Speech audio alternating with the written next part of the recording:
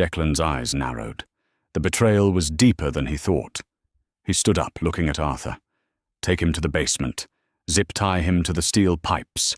If he makes a sound, break his jaw. As Arthur hauled the battered underboss away, Declan turned to Beatrice. Then Brenda slowly emerged from the ruined study, heavily favoring her left leg, where she had bruised her knee during the fall. The twin sisters stood together, two massive, immovable pillars in the center of the Bleeding Syndicate's headquarters. Declan looked at them. The absolute absurdity of the situation wasn't lost on him. His empire was crumbling. A Russian hit squad was en route, and his only true allies were two 300-pound cleaning women. Brenda? Beatrice? Declan said, his voice dropping an octave, carrying a heavy, grim weight. I need to lock this estate down. Can you fight? Beatrice looked at Brenda, then back at the mob boss. She reached into her deep apron pocket and pulled out a heavy set of master keys that jingled like a janitor's ring. Mr. Moretti. Beatrice said, her face deadpan and resolute. We know this house better than you do. We know the blind spots, we know the reinforced doors, and we know exactly where the heavy machinery is kept. You want to lock this place down? We'll turn it into a fortress. The next 45 minutes were a masterclass in chaotic, desperate fortification. Declan's Lake Forest estate was massive, a sprawling 30-room mansion that was almost impossible to defend with a skeleton crew. With Gregory's betrayal, Declan couldn't trust the outside perimeter guards. He assumed they had either been paid off or slaughtered by Victor Rostover's approaching men. He only had Arthur, two other loyal inside men named Tommy and Carmine, and the Walsh twins. They needed to funnel the Russians into a kill zone, and to do that, they had to barricade the vulnerable entry points. This was where the sheer, unadulterated mass of Beatrice and Brenda became an incredible tactical advantage. The heavy antique furniture in the mansion, solid oak armoires, massive marble-topped tables, and cast-iron decorative pieces were too heavy for standard men to move quickly. But the twins had spent a decade maneuvering around these objects, shifting them to clean and dragging heavy equipment across the sprawling estate. They understood leverage, and they possessed a raw, heavy-lifting strength born from years of manual labor while carrying their own immense body weight. The East Wing solarium is glass. Declan commanded pacing the main foyer as Tommy distributed submachine guns from the hidden armory. If they breach there, they have direct access to the main stairwell. We're on it, Brenda said. Brenda and Beatrice moved with surprising speed. They went straight to the industrial laundry room, located near the solarium. Together, grunting with exertion, their broad shoulders pressing against the white metal, they pushed two massive 600-pound commercial washing machines down the corridor, wedging them perfectly against the solarium's reinforced double doors. It was an immovable barricade. Not even a battering ram would easily dislodge over 1,000 pounds of dead weight combined with the thick door frame. Next, they moved to the kitchen. Beatrice grabbed heavy commercial-grade chains used to secure the meat lockers, wrapping them tightly around the handles of the French doors that led to the patio, securing them with heavy brass padlocks. Declan watched them work from the security room monitors. He was captivated. For years he had been surrounded by women who were fragile, dangerous, in a superficial way, and motivated by greed. He had dated models with razor-sharp cheekbones and hollow eyes, women who treated life like a transactional game. But watching Brenda sweat pouring down her face, her heavy thighs straining against her dark uniform, as she dragged a massive dining table across the hall to block a corridor, Declan felt a strange electric pull. She was magnificent. There was a grounded, undeniable reality to her. She wasn't an illusion built on plastic surgery and starved diets. She was raw, enduring strength. She was the earth itself, solid and unwavering. "Boss!" Arthur's voice cracked over the radio, pulling Declan from his thoughts. SUVs approaching the main gate. Blacked out. It's Rostova. Kill the main breaker, Declan ordered, grabbing an M4 carbine. Switch to emergency auxiliary lighting. Let them walk into the dark. The sprawling mansion plunged into an eerie, dim red glow as the emergency backup lights flickered on. The silence of the house was suffocating heavy with the promise of extreme violence. Outside, the sound of shattered glass echoed from the west wing. The Russians were breaching the library windows. "They're in," Tommy whispered over the radio. "Hold your positions," Declan commanded from his vantage point on the second-floor landing, looking down over the grand foyer. Viktor Rostova was a brutal, efficient killer. He led a team of 12 heavily armed men into the darkened mansion, expecting to find a panicked, scrambling mob boss. Instead, they found a labyrinth of blocked corridors and dead ends. Every logical route to the upper floors had been barricaded by impossibly heavy objects. "Through the kitchen," Victor barked in heavily accented English, his assault rifle raised as his men swept the hallway. They kicked open the swinging doors to the massive commercial kitchen. The room was pitch black, save for a single flickering emergency light near the massive walk-in sub-zero refrigerators. Suddenly, a heavy metallic clatter echoed from the back of the room. 3 of the Russian hitmen broke off, advancing cautiously toward the noise, their tactical flashlights cutting through the darkness. They approached the deep, narrow galley section of the kitchen, flanked by stainless steel prep tables. Beatrice was waiting in the shadows. She didn't have a gun. She had something much more volatile. In her hands, she held a massive, pressurized canister of commercial-grade oven degreaser, a highly toxic, extremely slippery chemical compound designed to melt baked-on carbon. As the 3 men stepped onto the slick, polished tile of the galley, Beatrice stepped out from the shadows. With a heavy, deliberate movement, she depressed the trigger on the industrial canister, spraying a thick, blinding cloud of the toxic foam directly into the faces of the advancing men. The men screamed as the harsh chemicals burned their eyes, and throats, dropping their weapons to claw at their faces. But Beatrice wasn't done. She had already dumped 2 gallons of pure vegetable oil across the tile floor. As the blinded men tried to retreat, their tactical boots hit the oil slick. They went down hard, crashing violently into the stainless steel counters, their heavy gear pulling them to the floor in a tangled, chaotic mess. "Tommy now!" Beatrice yelled, her voice booming over the chaos.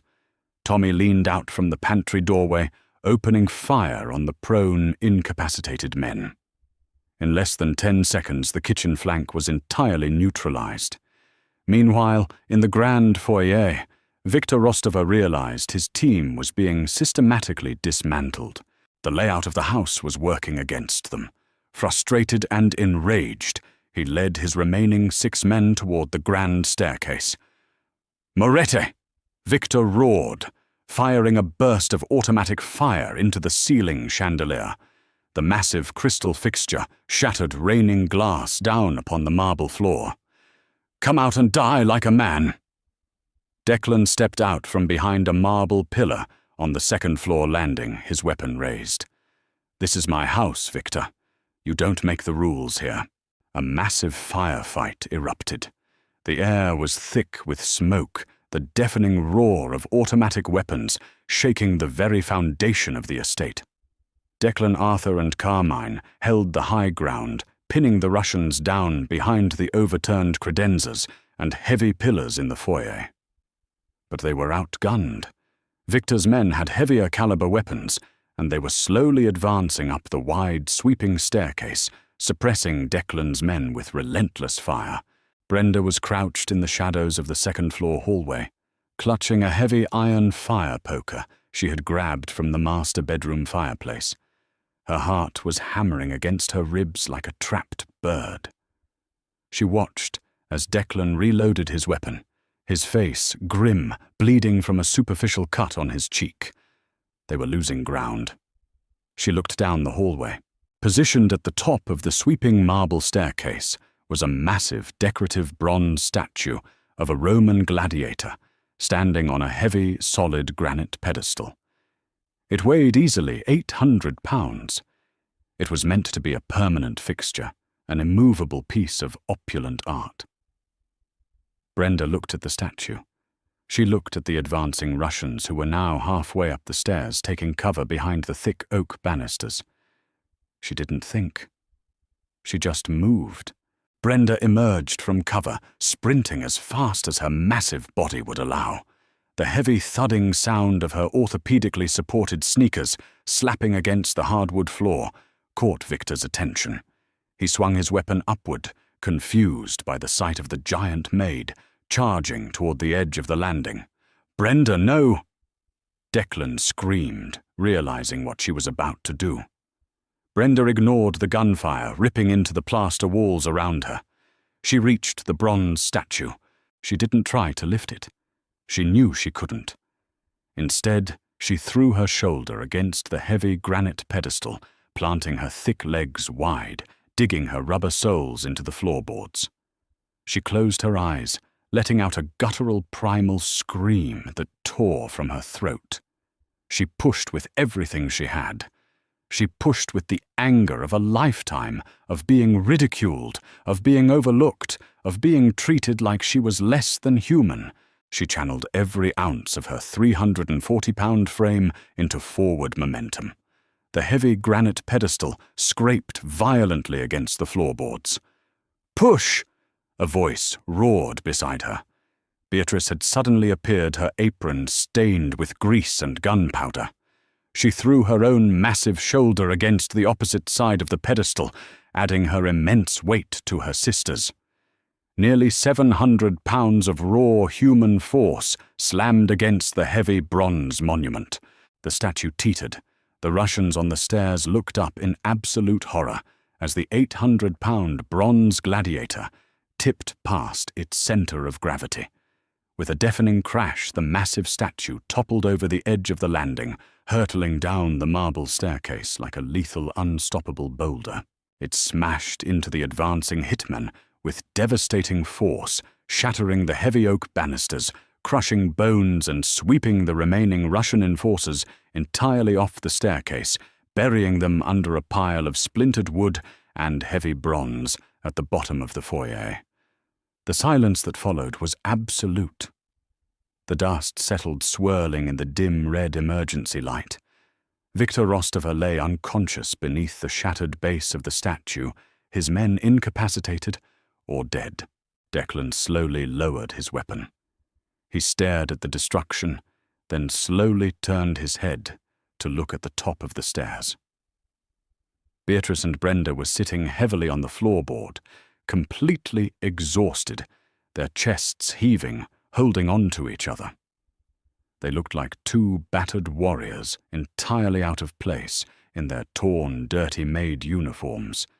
Yet they had just successfully defended a Mafia stronghold better than any trained syndicate soldiers ever could. Declan walked over to them. He didn't say a word. He simply sank to his knees in front of Brenda, reaching out to gently wipe a smear of soot and plaster from her flushed, round cheek. His eyes were burning with an intensity she had never seen before, a mixture of awe, deep respect, and something much, much warmer. The invisible giants of Lake Forest were invisible no more. The morning sun broke over the heavily wooded Lake Forest estate, illuminating a mansion that looked less like a luxury home and more like a war zone. By 6 a.m., Caldwell Remediation Services, a highly discreet, obscenely expensive underworld cleanup crew, had arrived in 4 unmarked box trucks. They worked in eerie silence, scrubbing the marble, replacing the shattered glass, and hauling away the bodies of Victor Rostover and his men. Declan Moretti didn't sleep. He sat in his partially ruined study, staring at the fresh, steaming mug of coffee resting on his desk. But this time, Brenda hadn't poured it. He had. He walked out of the study and down the hall to the guest suites. He had strictly forbidden Beatrice and Brenda from returning to the cramped, windowless basement quarters. Instead, he had ordered them into the East Wing Master Suites rooms, usually reserved for visiting capos or high-rolling politicians on the syndicate's payroll. Declan knocked softly on the heavy oak door. Brenda. The door opened. Brenda stood there, having showered off the plaster and blood of the previous night. She was wearing a thick, oversized plush robe, her wet hair combed back from her face. Without the stiff canvas maid's uniform, she looked softer, yet no less imposing. She still carried her 340 pounds, but the exhaustion that usually weighed down her shoulders was gone. It had been replaced by a quiet, undeniable pride. "Mr. Moretti," she said, her voice steady. "Declan," he corrected her, stepping into the suite and closing the door behind him. "If you ever call me Mr. Moretti again, I'm going to consider it a personal insult." He walked toward her, the space between them shrinking. For the first time in his ruthless life, the boss of the Chicago underworld felt nervous. He looked at this massive, quiet woman, a woman who had spent her entire adult life being mocked, ignored, and erased by the world. "You saved my life," Declan said, his voice dropping to a gravelly whisper. "You and your sister. My own men sold me out. My underboss tried to poison me, and the people I paid to protect me folded. But you flipped a 400-pound desk and threw a bronze gladiator down a flight of stairs to protect a man who spent a year ignoring you." Brenda looked down at her bare, swollen feet. "You were the only one who ate my stew when the world was falling apart, Declan. You noticed us. In this house, that's more than most." Declan reached out his calloused hands, gently taking hold of her thick, heavy waist. Brenda stiffened instinctively. She was used to men touching her in anger or pushing past her in hallways, but never with tenderness. She had convinced herself long ago that romance, desire, and physical affection were things reserved for the thin, glamorous women of the world, not for a maid who wore orthopedics and bought her clothes from specialty catalogues. "Look at me, Brenda," Declan murmured. She slowly raised her eyes to meet his. "I have spent my life surrounded by ghosts," he said, his hands tracing the curve of her wide hips, pulling her imposing frame slightly closer to him. "People who blow away at the first sign of a storm. People who are hollow inside. You are the most real, solid thing I have ever known. I don't just owe you my life. I owe you my sanity." He leaned in and kissed her. It wasn't a tentative, hesitant kiss. It was deep, anchoring, and desperate. Brenda gasped softly against his lips, her thick arms slowly rising to wrap around his broad shoulders. He felt the immense power in her body, the raw, unyielding strength that had kept him alive, and he found it utterly intoxicating. But the tender moment was brutally interrupted by the buzzing of the secure phone in Declan's pocket. He pulled away his forehead, resting against hers for a fleeting second before he answered it. "Yeah." It was Arthur calling from the basement. "Boss, Gregory is talking, and it's bad. Victor Rostova wasn't the only play." Declan's jaw tightened. "Explain." "The New York Bratva sanctioned this. Nikolai Volkov." Arthur reported, his voice shaking slightly. "Rostova was the brute force, but Volkov didn't trust him to get the job done. Gregory says Volkov sent a ghost, a cleaner, someone already inside the perimeter. They aren't just coming for you anymore, Declan. Gregory told Volkov about the twins. The ghost has orders to eliminate the fat maids to break your defenses." Declan's blood ran cold. The syndicate hadn't been fully purged. There was still a rat in the house. "Lock the perimeter down," Declan snarled. "Nobody enters. Nobody leaves." He hung up the phone and looked at Brenda, the romantic warmth in his eyes replaced by cold, calculated lethality. "They're coming for you." Brenda didn't panic. She simply tightened the belt on her thick robe. Let them try. The atmosphere in the Moretti estate turned venomous.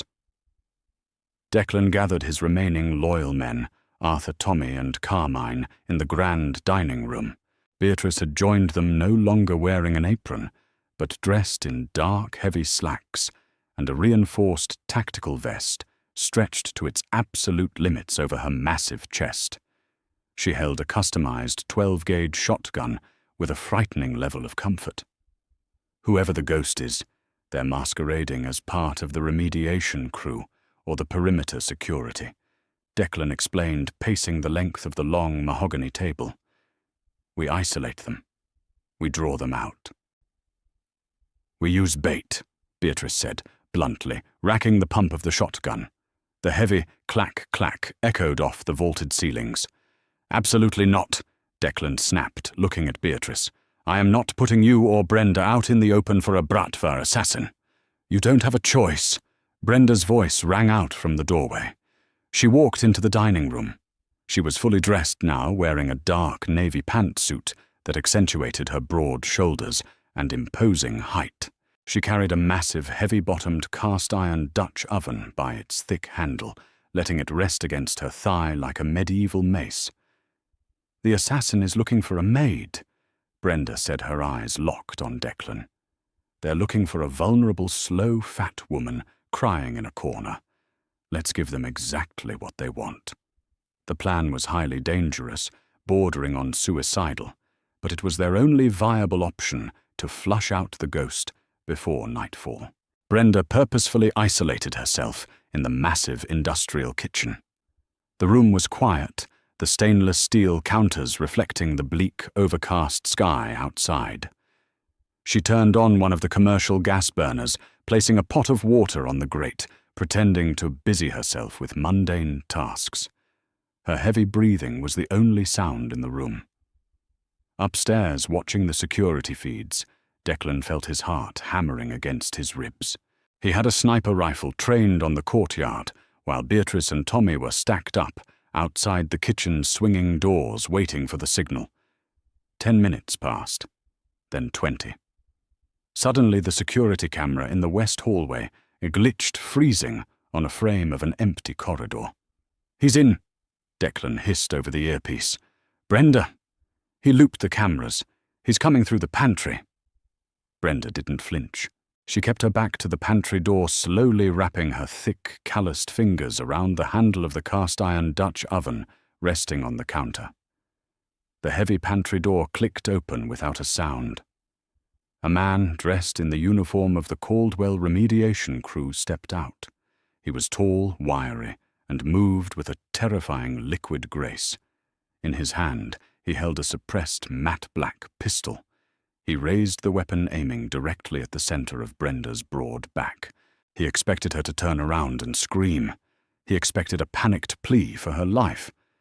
Instead, Brenda utilized the very thing society had always told her was a flaw: her immense weight and the momentum it created. Without turning around, Brenda grabbed the handle of the cast-iron pot, pivoted sharply on her heavily supported sneakers, and swung the 30-pound iron vessel with every ounce of her 340-pound frame backing it. The assassin realized his mistake, a fraction of a second too late. He fired, but as Brenda dropped her shoulder into the swing, the bullet grazed harmlessly off her thick upper arm, tearing through the fabric but missing bone. The heavy cast-iron Dutch oven connected perfectly with the side of the assassin's head. The sound was sickening, a deep metallic thud, followed by the sharp crack of fracturing bone. The sheer kinetic energy transferred from Brenda's massive body into the iron pot lifted the wiry killer entirely off his feet. He flew sideways, crashing violently into the stainless steel prep table before crumpling to the floor in a lifeless, twisted heap. The kitchen doors burst open. Beatrice, Declan, and Tommy rushed in, weapons drawn. They froze, staring at the scene. Brenda stood over the unconscious, bleeding assassin, breathing heavily, the dented cast-iron pot still gripped in her hand. Blood trickled down her left arm from the graze wound staining her navy sleeve, but she looked entirely unfazed. She looked like an unstoppable force of nature. Declan lowered his weapon, rushing forward. He ignored the bleeding Bratva ghost on the floor and grabbed Brenda's shoulders, inspecting the wound on her arm. "It's just a scratch," Brenda panted, tossing the heavy iron pot onto the counter with a loud clatter.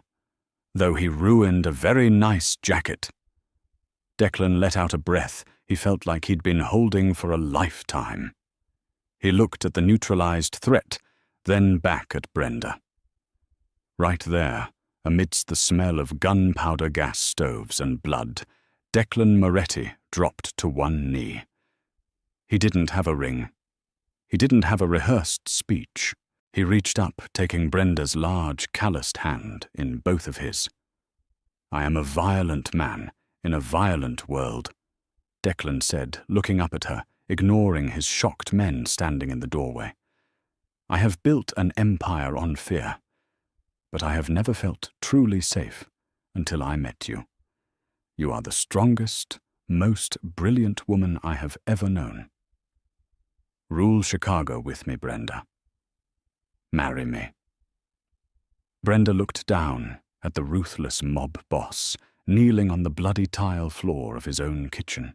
A slow, genuine smile spread across her flushed face. "Only if Beatrice gets to run your security," Brenda replied, her thick, Midwestern drawl cutting through the tension.